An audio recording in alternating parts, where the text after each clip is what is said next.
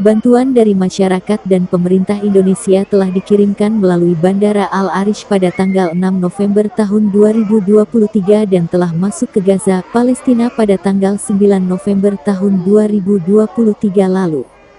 Hal ini telah dikonfirmasi oleh Tim Bulan Sabit Merah Mesir Egyptian Red Crescent (ERC) dan disampaikan oleh Dubes RI untuk Mesir, Lutfi Rauf, tanggal 12 November tahun 2023.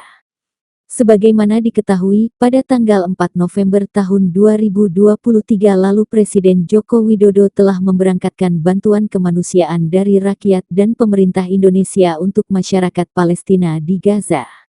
Bantuan tahap pertama sebanyak 50,8 ton tersebut, terdiri dari bahan makanan, peralatan medis, selimut, tenda dan barang-barang logistik lainnya.